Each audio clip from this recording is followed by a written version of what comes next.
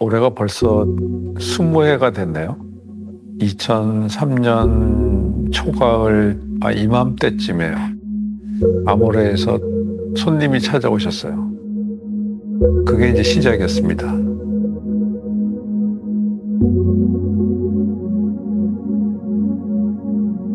기업이 한글꼴에 관심을 가졌다는 자체가 새로웠고, 더군다나 본문용 한글꼴을 개발하겠다?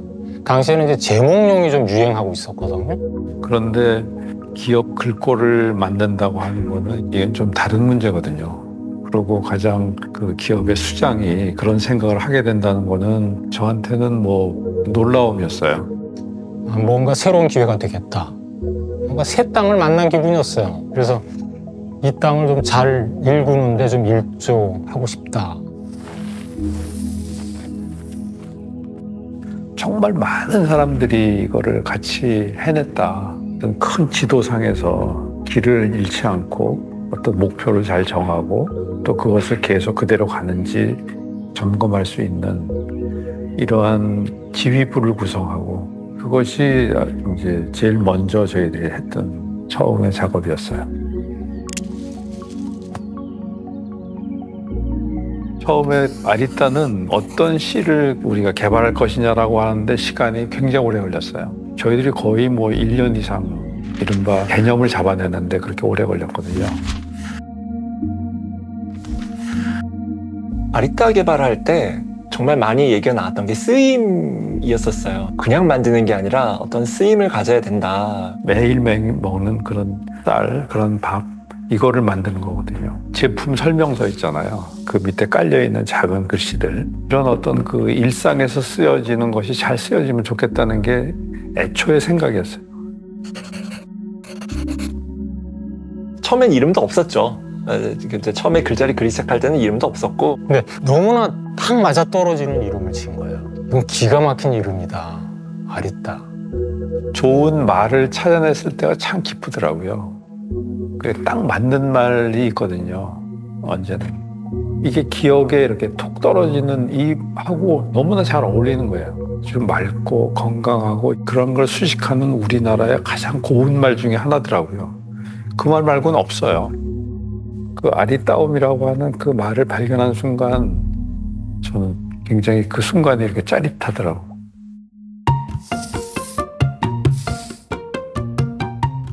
보통 폰트를 개발할 때는 레귤러 또는 미디움이라고 하는 중간 거를 맨 처음에 설계를 하고, 그다음에 제일 두꺼운 거, 제일 가는 거, 그 사이에 뭐 한 개씩 만들 거냐, 뭐 몇 개를 더 채워 넣을 거냐라는 것을 이제 계획을 하죠.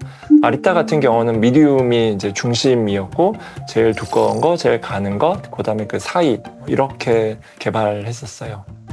글꼴이라고 하는 게 어떤 새로운 특징을 갖는 게 쉽지 않거든요. 아주 그 미세한 차이로 이제 전체적인 인상이 변하기도 하고, 그러면 새로운 글꼴에 뭐가 가장 특징이 될 거냐, 이게 사실은 가장 중요한 거잖아요. 아리따 같은 경우는 지오메트릭 산스가 아니라 휴먼 산스라고 해서 사람이 쓴 글씨의 특징을 반영한 산세리프, 보듬, 뭐 이렇게 얘기할 수 있는 건데, 건강한 아름다움을 서체에 반영해보자. 글자체에 어떻게 건강함을 담을 수 있을까? 뭐 이랬었고요. 여러 가지 정말 많은 고민의 집약체였는데, 건강함이라는 것을 반영하기 위해서 원래 도둠에는 없는 다 제거했었던 손글씨의 어떤 특징을 조금 더 적극적으로 담아보자. 소위 손맛이라는 것은 어떻게 표현할 수 있을까? 그래서 이제 어떤 기울기, 곡선, 움필, 유려함, 어떤 자연스러움, 이런 것들이 이제 하나씩 하나씩 글자체에 반영이 돼 본 거죠. 여기서 보듬 글자체지만 히읗이나 치읓의 이 위에 덧점을 이렇게 조금 휘기도 하고, 뭐 디귿 같은 곳에 이제 조금 더 휘어진 줄기로 표현을 하고, 인간적인 어떤 표현을 오히려 거꾸로 넣으려고 했었던 게 더 특징인 거고요. 그런 것들이 그 당시에는 하나하나 정말 무슨 숙제 풀듯이 이게 되냐 안 되냐, 안 돼? 그러면 그거의 보완으로 뭐 이런 것들을 하나를 더 만들어, 막 이런 식으로 막, 지금 생각하면 이건 말도 안 되는 일들이었는데 그때는 그게 말이 됐어요. 글꼴의 역사 속에서 그런 형태가 있었던 적이 있었거든요. 처음에 기억이 생겼을 때는 그냥 직각이잖아요. 이렇게 딱 떨어졌는데 그것을 이제 다시 재발견하는 거죠. 발견하고 그것을 현대 감각에 맞게 다시 디자인을 해내는 이거다라고 하는 것을 이렇게 발견하면서 무슨 보물을 캔 듯한 느낌? 행운이었어요.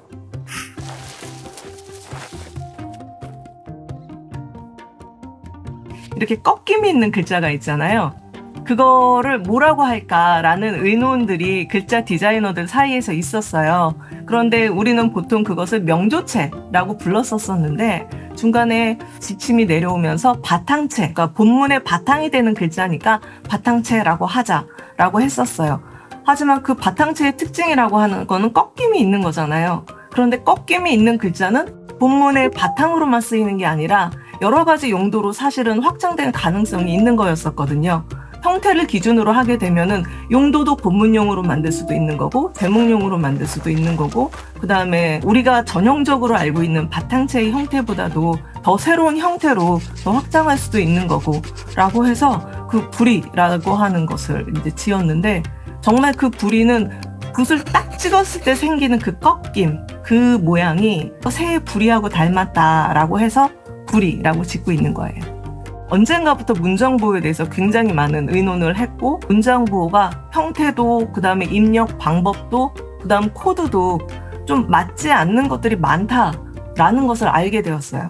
당시에 이제 폰트 기술 중에 오픈 타입 기술이라고 해서 모양을 여러 개를 지정을 할 수 있는 그런 기술들이 있었었거든요. 어떻게 사용하는지 상황에 따라서 사용자가 선택할 수 있게 하자 이런 말씀을 하셨었죠.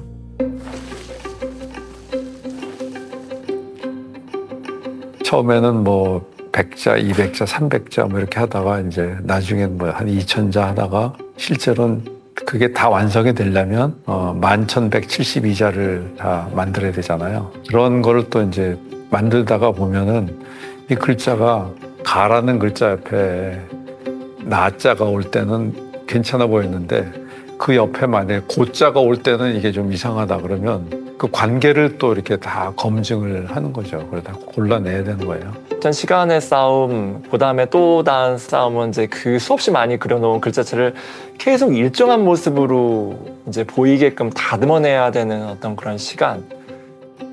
정말 힘든 일이죠. 타입 디자인의 매력이기도 한데 규칙과 질서를 세우는 거거든요. 말하자면 체계화를 해야 되는 거예요. 근데 그런 규칙과 질서가 왜 중요한가? 일반 사람들이 글을 읽을 때 첫 문장부터 끝까지 막힘없이 매끄럽게 읽을 수 있어야죠.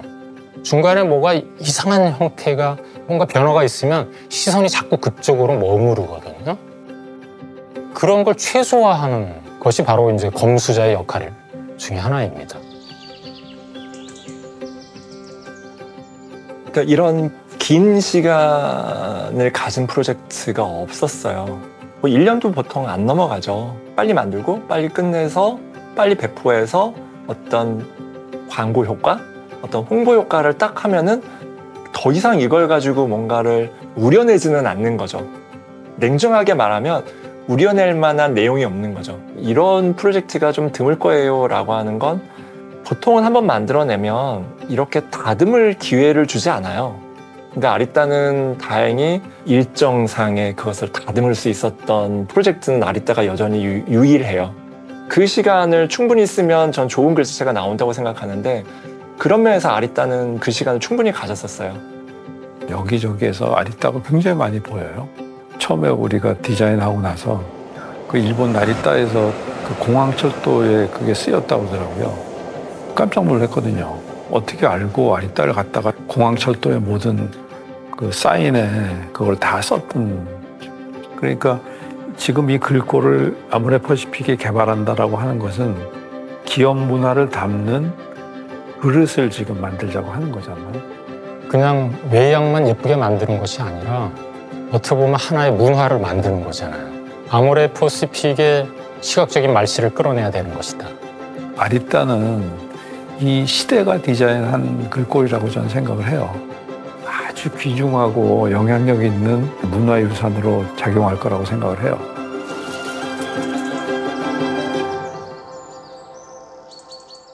이 글꼴을 개발한다는 거는 100년간의 프로젝트다라고 하는 그런 얘기를 계속 했거든요.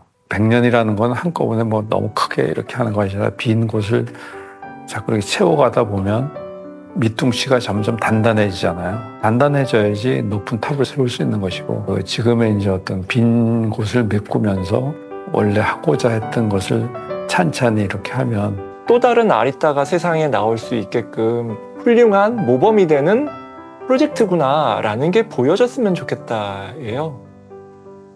그래야 또 세상에 이런 일이 있을 테니까. 그런 노력이 동시에 필요하다는 거죠. 그럴 때 정말 내면의 아름다움, 그 속에 담긴 아름다움이 세상에 퍼지는 거죠.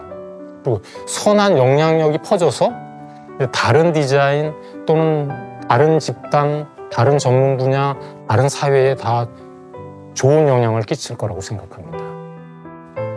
아리따는 20살이니까 나무가 20회를 크는 거는 굉장히 많이 크더라고요. 그리고 사람으로 친다면 20살이면 이제 가장 아름다울 나이잖아요. 가장 에너지 충만하고, 저는 거기에 이렇게 내재된 아리따 자체의 에너지가 지금 충만해 있다고 봐요. 이게 곡선이 그냥 이렇게 가는 게 아니라 이렇게 갈 것 같아. 20살 나무처럼. 네.